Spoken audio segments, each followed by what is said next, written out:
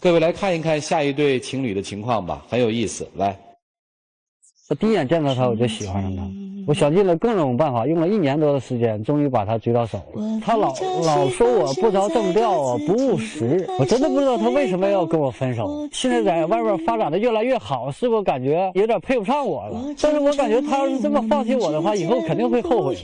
不尽的关系，担心或委屈。一个要面子的男人，一个自我感觉极佳的男人。哎，你是不是配不上我了，所以你要跑啊？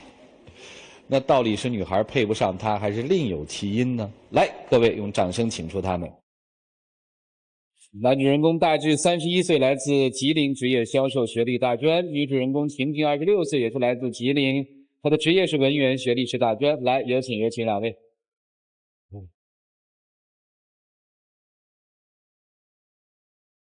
你是觉得他配不上你，所以他提出分手是吧？是的。你现在是个什么条件啊？我现在就属于那个北漂一族，但是这种状态是暂时的，将来是美好的吧？我正在努力。等于分手是您提出来的是吧，婷婷？我没有想提分手，现在我只是觉得他那个有点太过了，平时吹牛，然后打肿脸充胖子，有什么事都往上冲，其实根本就没有那实力。我们现在过的都什么日子呀？结果他还那样那么虚荣。我就是想跟他商量一下，能不能改到你这个毛病啊？那你怎么在这小片里说人家是因为配不上你，人家要走啊？他非让我根本就不是他自己那样想的啊。那你在北京做什么呢？我是做那个工业设备销售的。什么时候才能？你说发财吗？啊，对，我不是发财有什么好的？那就是不久的将来嘛。就是让他觉得咱们的生活很好，因为他说你打肿脸充胖子，我是这个意思。对呀，有时候为了交际，为了扩展自己的人脉，你不得不有的时候在朋友面前敞亮一点，说大方一点，你这样才会交到很多的朋友。如果你刚来到这个陌生城市，一个外地人，一个东北来的，你不去敞亮的交朋友的话，谁会搭理你？你没有人脉，谁会帮你做事情？你也是别人吃饭你买单是吧？经常买单。他不光这样，他是在地铁上认识的人，刚认识没几天的人，他也把人当朋友，请人回家吃饭。有一次我特生气嘛，他就是吹牛吹到什么程度？有一个特别有钱的那种客户，然后他就特别重视人家，平时隔三差五的老找人家请人出去吃饭、唱歌什么的。有一次我们出去吃饭，吃完饭路过那个紫竹院那边，然后他就，我不知道他怎么想的，他指着一个高档小区，然后指着那个说那就是我新订的房子，100多平的，他就这样跟人家吹，然后结果怎么着？说者无心，听者有意啊。结果过一段时间，他们同事女朋友真过来投奔他来了，说那个，哎，那个大志哥，把你们那房子，反正你们现在你不是说空着呢吗？你借我住2个月呗，我周转一下。刚到北京找工作，现在也没有房子住挺紧的。那你怎么回应呢？那就他花钱给人家租房子，让人家住。你这是不是吹牛？你这是不是骗人呀？我当时说是说给客户听的，没想到让我同事记住了。真寻思他真遇到困难，老家来个朋友没地方住，求到我了。你这他也不是常住，就住2月，2月而已。我帮朋友个忙嘛，住了2个月就走了。是啊，不到2月，1月20天就走了。你付的租金？住了2个月，你知道花多少钱吗？嘿，真行啊！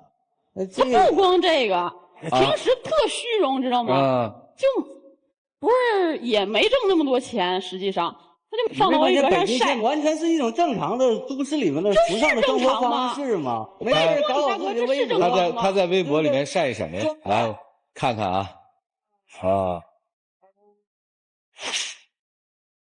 你们有车了是吧？还有什么车？不是他的车，没事，他经常没事的时候休息就带我去逛 4S 店然后老说，哎，媳妇儿，我下次我就给你买这车。说的跟真的似的然后你还让说摆各种卖车的听了，早就撵咱出去了，对不对？你恶不恶心啊？不能坐会儿吗？你恶不恶心啊？去 4S 店的人有几个人能真正买呀？都是去享受一下、感受一下。每周都去，然后摆各种 pose，然后让我给他各种照、各种姿势然后就放到微博上。对呀，人家 4S 店人不问他吗？他说：“哎，小姐，我下个月订这车。”结果那售车小姐天天给他打电话。问他，哎，先生，您什么时候来交定金我要说天天我压根催不想买的话，他就早就撵我出去了嘛，他不可能让我做，所以说我只能说我想买他就得给我打电话，他不给我打电话，老板就要开除他的，对不对？那后来这事儿你怎么解决呢？换个号嘛，换个电话号。经常换号，隔3天我就换号。是你们这都干嘛呢？真是。我2个电话号，工作一个永远不能换的，生活一个无所谓的，换换。然后特自恋，说那个，你是不是感觉在街上有点逛街，自卑呀？你是不是感觉什么我自配卑呀不上我了，跟不上我这生活的节奏了？这啊，我怎么什么自恋了我？这很正常什么生活方式啊？啊！你上过4S店玩这奢侈生活方式就是品，骗人忽悠人。还玩玩真买不啊？对，这咱就看看，对不对？在微博上晒一下而已，是吧？啊这也很多小年轻都把自己的空间微博好装扮一下，好看一下，对不对？那本来就是虚幻的世界，网络上，我又没在真实当中穿那些大牌你子。是够虚幻的活的那够我1月工资了。你每天是不是感觉自己跟那个白马王子似的呀？自己感觉特良好，你知道吗？老跟我说，哎，媳妇儿，你看那个刚才那美女看了我好几眼，是不是我他确实看我特帅呀？对，什么确实人家看你呀？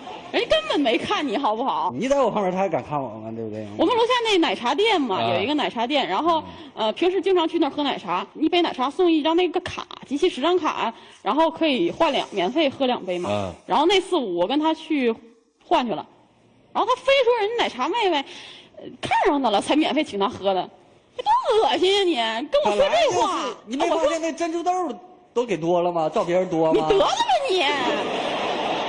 婷婷，你怎么跟这人过了几年？2年多了。怎么过来的？就这么一人？他以前在东北也不是这么过分，你知道吧？啊以前人确实挺好的，然后也挺大方的，挺细心的，经常去我们家阿姨长阿姨短的，把我妈哄得特开心。当时是挺好的，后来他就开始跟我说我家有多有实力啊！我家在咱们市中心，因为我们吉林的嘛，有那个3套房子。结果我一去，我了解了，他们家就1套，就是楼下不还有俩胡同板房吗？就是住了一辈子的那个，他爸他妈住了一辈子那个旧楼，什么胡同板房？你好意思说呀？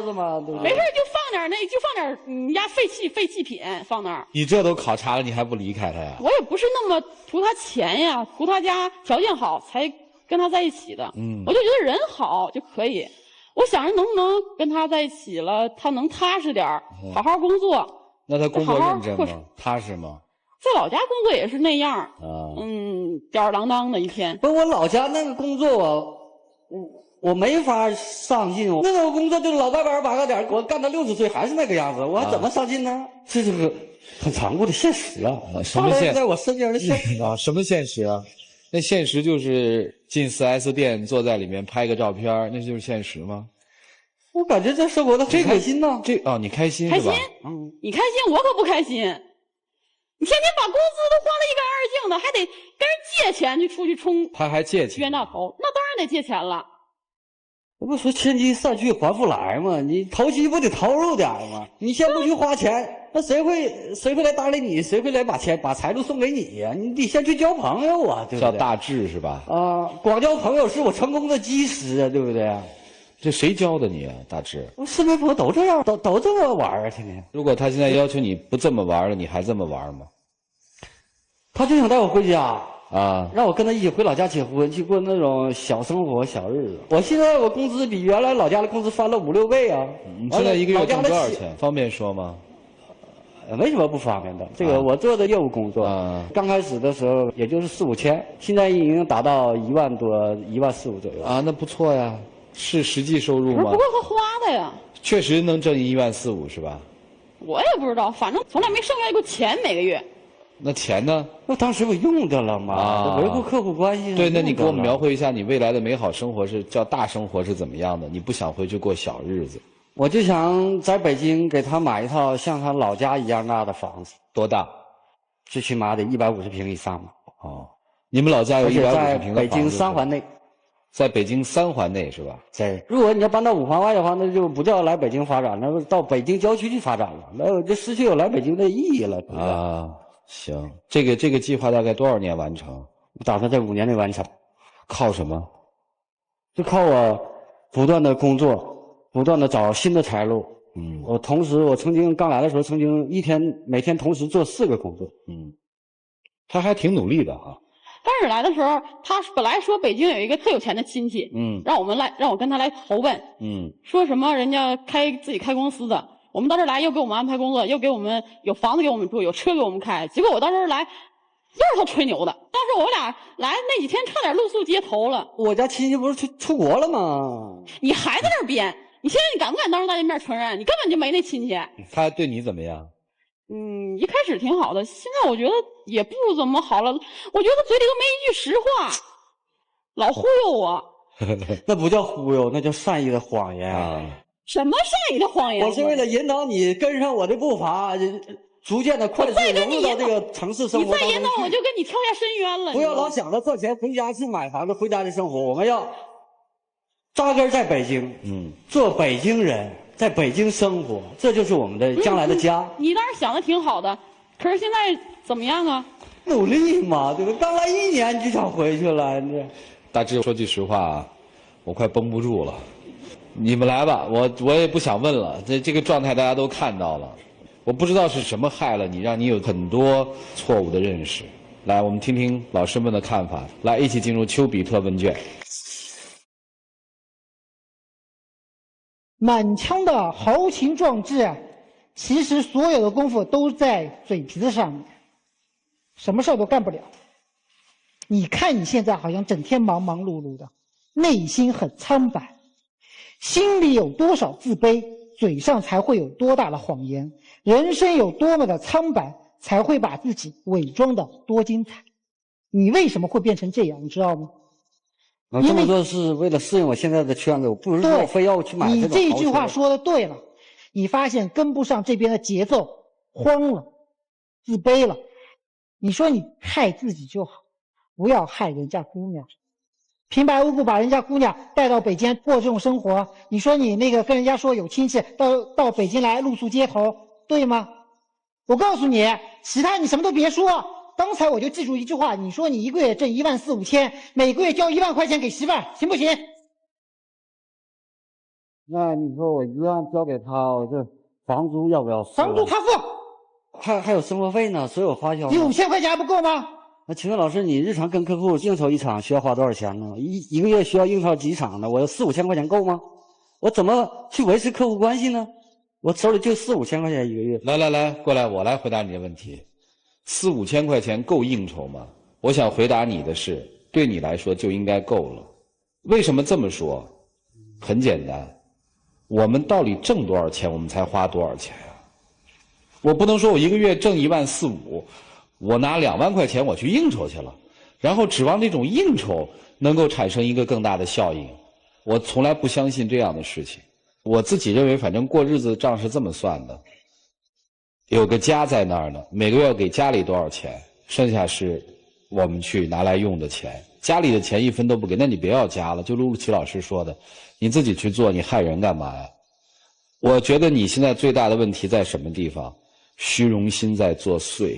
我这是上进啊，是，上进吧。我是为了往上爬。当你上进，把自己的所有的东西都丢掉的时候，你揣了一屋子的钱，真的没有意义。挣钱的目的是为让家人过得幸福，而不是为了去跟别人炫耀。我肤浅的认识。来，我们听听其他老师的看法。首先，我觉得姑娘真好，这样的姑娘被你骗到北京，我不管你的初衷是怎样的，事实上就是你把她骗到北京的。还没有来北京之前，你把她骗成你的女朋友，因为你说你家里有这个那个多少房子，没有。这些都是你捏造的事实，对不对？你知道自己是谁吗？我知道，我是一个非常喜欢的，天底下最喜欢他的人，我真心爱他，对不对？所以说我想尽一切办法，我要知道。想尽一切办法，正当的吗？我认为在这个世界上，能对他最好的人，最能保护他的，最能爱护他的人是我，所以说我要不择手段。最能保护他的人，所以就欺骗他。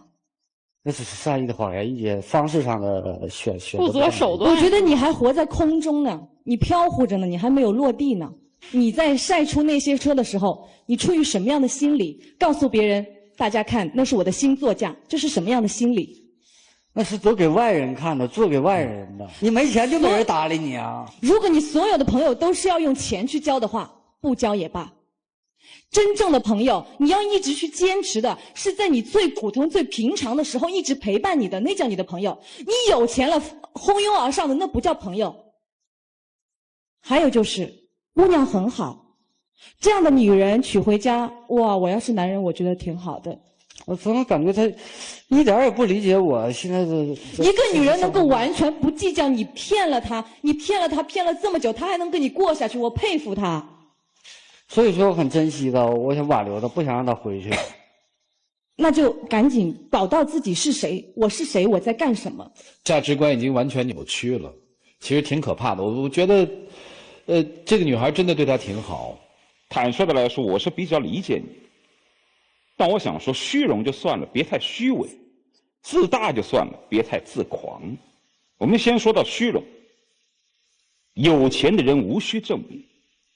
比尔盖茨永远都不戴项链不戴表。当然生活当中也确实是有些人喜欢装饰自己内心的自卑和空虚，我也有过这种自卑。在我最开始做电视节目的时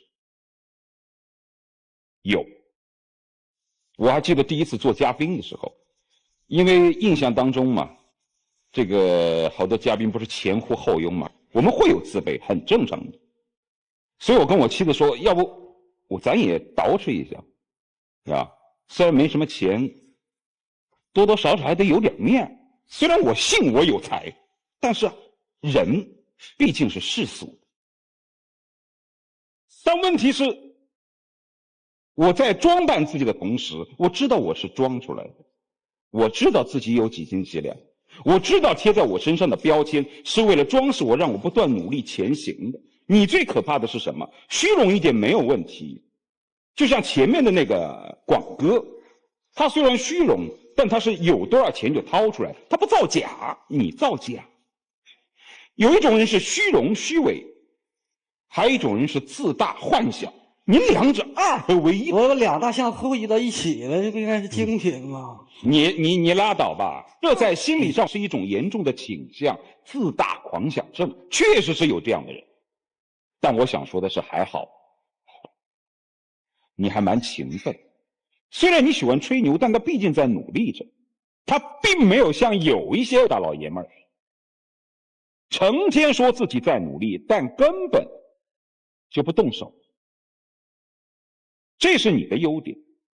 最后我想跟你说一下方式方法的问题。我做了8年的销售，有很多的销售人员被所谓的成功学所误导。你真正要佩服的那些营销大师，是自己也真正做出了产业的人，他再来说自己的经验，那才叫真正的以理服人。我们原来做销售的时候，也确实是有好多这个老的业务员，成天只能吹。他要是有那么牛，他早自己做老板了，还留在这个公司干什么？早就独立自主了。他就忽悠你们这些新来的，甚至有的时候以传授经验为方式，让你请他吃饭。美好的生活谁都向往，你应该凭着你现在的努力，踏踏实实的好钢要用在刀刃上，适当的人情往来一定要用在那个节点上，而不是大把的往里面花钱，结果呢没有产出。其次还有一点就是，男人是要做事业，但是一定要顾家。回到家里之后，有一个这么好的妻子安慰你，你要珍惜。不要总是想着我有多优越，他有多自卑。真正的强者无需自辩，无需证明我就是我。我不用带名牌，我不用开好车，我依然有我的商业价值。就这样。谢谢老师。老师说的很贴切实际，确实就是我生活当中就像他说的那样。我也不知道看什么书好，听谁的好。我其实很高兴可以听到了各位老师的意见之后，你能有现在这个态度。人家说大智若愚，我也希望看到你有那一天，而不是大智不智。平时照镜子吗？不经常吧，这早上洗脸的时候看一下。经常照，特爱自拍。特爱自拍哈。那你觉得镜子当中的那个你帅吗？其实我感觉我自己长得蛮过得去的嘛，还对得起所有的观众吧。但是我告诉你，比上不足，比下有余。你其实没有你想象当中长得帅。你所有的那些微博晒的照片，你自己的感觉啊，房子、车子，都是你臆想出来的五颜六色的世界。你觉得很美，但是我们看着有点像笑话。不要去想象那些我们够不着的事情。所以我对你有一个建议，就是下去以后洗把脸，照照镜子，看清楚你是谁。我给你一个建议，一招就管用，不要看大师，什么事儿都听老婆的。只要你听老婆的，老婆说什么就是什么，我看你这价值观就能扭转。听老婆的话有肉。那是他让我跟他回家，我家那个工厂的企业已经倒闭，马上就要倒闭了。回去就死路一条，往死胡同里走。我为什么呀？我眼瞅着往死胡同里走，他不给他往出拽吗？真心说一定要你回去，而是因为你太不着调了。你人要着调，他在北京照样可以陪着你，懂了吗？对，老师说的对。我送你一句话。很多你到40、50岁才拥有的东西，很多人可能一生下来就有，但是他们有一样东西没有，我们有，那就是我们曾经一无所有。我听其实挺有感触，因为我特别想就他这个问题多说几句。如果说刚才那个仅仅是一个面子的问题的话，这个应该深入了，真的价值观出问题了。我同意陆琪老师说的那个话，因为你没有听你对面的这个女人说过这么一句话，她说我不是图你有钱我才跟你的，她能够跟你一起共患难。其实最可怕的是什么？恰恰就是价值观出问题，因为你的价值体系混乱了，你就会丢掉自己，找不到自己。你那句话说的特别好，大师太多了，不知道听谁的。那我告诉你听谁的，听自己内心的。你静静心心下来想，什么样的生活是踏实的？为什么把自己丢了，而且丢得很快呀？就是因为不知道什么是让我踏实的，把那个东西忘了。你要的是什么？我就觉得生活最本质的东西是踏实。什么是踏实？我踏踏实实的创业，我不危害别人。如果我想的是一夜暴富，那我就无所不用其极的用各种手段。可是你真拿到钱的时候，你睡得着觉吗？那就真的成功了吗？成功并不在于说挣了很多钱，而在于用什么样的方式，如何努力去工作去挣钱。所以不要那么着急，你问问他，我帮你问他都可以。如果有一天他用了一种极端的手段，让你住进了大房子，你愿意住吗？我不愿意住。如果有一天这个人真的开上了车，但是他连自己叫什么都不知道了，你愿意坐他的车吗？我不愿意，而且我觉得太可悲了。所以我们都觉得这是一个好姑娘，我们都希望你能留住她。只有这样的人才能踏踏实实陪着你一起创业。想想吧，兄弟，如果再这样下去的话，不是害了你，是害了他。如果我们在这儿不多说一些的话，电视机前的更多的人被你害了，因为在他们的眼里，他们看到的那个狭小的世界里面，他们没有看到美，好吗？来，多想一想啊，一起进入我们的黄金60秒。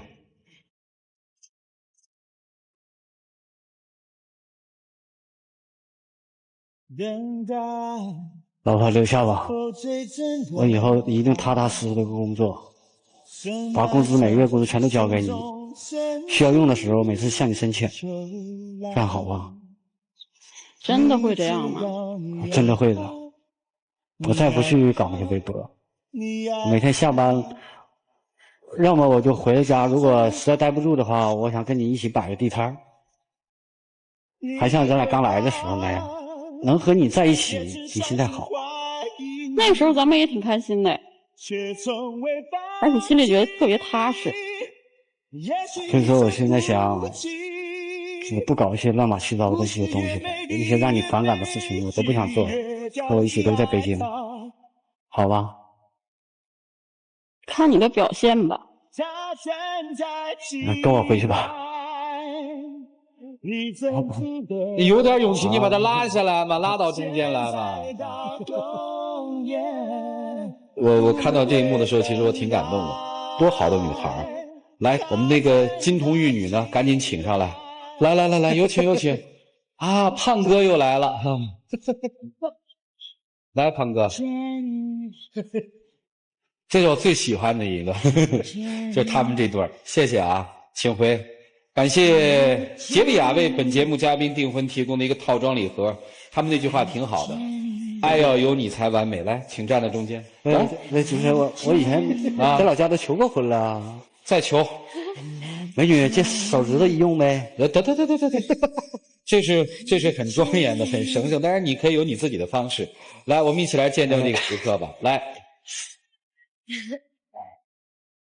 老婆，留下吧，我会用一辈子好好珍惜你的，相信我，嫁给我吧，好吗？答应我吧。看你的表现吧。好了。